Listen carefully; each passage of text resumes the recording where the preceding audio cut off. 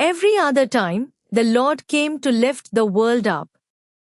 This time, he came with an axe to cut cruelty out of it.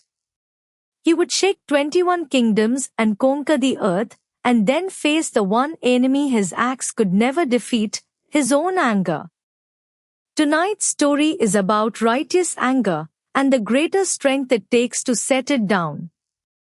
This is Parshurama, the sixth avatar of Lord Vishnu. Let's begin. In the great cosmic cycles of time, Lord Vishnu watches over creation. Matsya the fish, Koma the tortoise, Varaha the boar, Narasingha the lion man, Vamana the small boy. Today we tell the story of his sixth avatar. And this time, Lord Vishnu came as a warrior. There is an ancient truth about anger. Anger can protect when the weak are being harmed. But anger is like fire, held carefully, it can help, left burning, it can consume. The greatest strength is knowing when to put it down. Our story begins in a peaceful forest hermitage. There lived the sage Jamadagni and his wife, Renuka. And they had a son named Rama. Rama was gentle and studied the sacred texts, but he also had a warrior's heart. As he grew older, he went into the mountains and worshipped Lord Shiva. After years of devotion, Shiva appeared before him. "What do you seek?" Rama bowed. "Only the strength to protect those who cannot protect themselves." Shiva gave him a divine axe called the Parashu. "Use it well," he said. "An axe can clear a field or destroy a forest. The axe does not choose. You do." And from that day, Rama became known as Parshurama, Rama of the axe. But while Parshurama grew, many kings had forgotten their duty. Instead of protecting their people, they took from them. One day, a mighty king named Kartavirya Arjuna came to Jamadagni's hermitage. Jamadagni welcomed him and offered him food and water. But the king noticed a sacred cow that could feed the whole hermitage. "Give me that cow," demanded the king. Jamadagni replied, "She belongs to the hermitage and feeds the students and the poor. Please ask me for anything else." But the king simply took her. When Parshurama returned, he learned what had happened. His father told him calmly, he was a guest. "I could not fight a guest."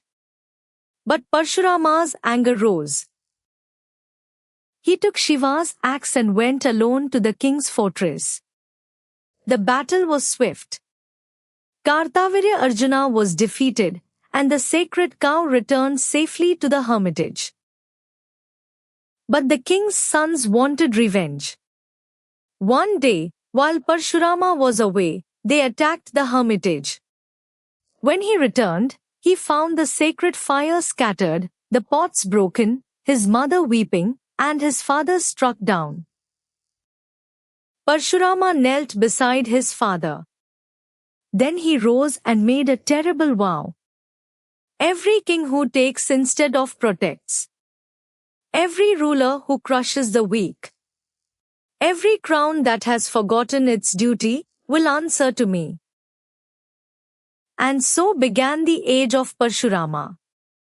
For many years, he traveled from kingdom to kingdom, and wherever rulers abused the helpless, he appeared.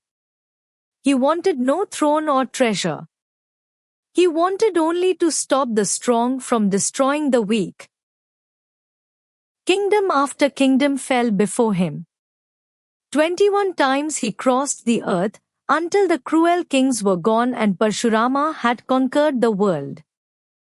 But when he stood upon a hill and looked across the lands he had won, he felt no peace. His anger was still there. His grief was still there. His father was still gone. An old sage came and sat beside him. "You have finished your work," he said. Parshurama asked, "Then why does it still burn?" "Because anger is a tool," the sage answered. "A tool is meant to be used and then set down.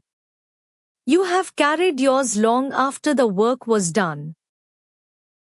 Parshurama thought deeply. Then he did something extraordinary. He gave away everything he had conquered, the lands, the kingdoms, and the treasures. He kept nothing. Then he walked away to the Mahendra mountains. There he lived quietly, teaching and meditating. The axe remained with him, but he no longer searched for reasons to raise it. Then one day, a student came running up the mountain. "Master, in Mithila, a young prince has broken the great bow of Lord Shiva, the bow no king could even lift." Parshurama rose and went to Mithila. There he found a wedding procession, and he stood before a young prince. "Who broke Shiva's bow?" The prince stepped forward. "I did. My name is Rama." The old warrior looked carefully at the young prince. "You broke Shiva's bow. Then prove your strength." Parshurama held out another weapon, the bow of Lord Vishnu. "If you are truly worthy, draw it." Rama took the bow. The moment he touched it, divine light filled the air, and he drew it effortlessly. And Parshurama understood. He was not looking at an ordinary prince. He was looking at the next avatar of Lord Vishnu, the one who would carry the work forward. Parshurama's hands trembled, and tears filled his eyes. He placed the axe he had carried through years of grief and anger on the ground at Rama's feet. "My work is finished," he said. "Yours begins. The world does not need my anger anymore. It needs your kindness." Parshurama then walked to the western sea and threw his axe into the waters. The ocean drew back, and new land rose from the sea.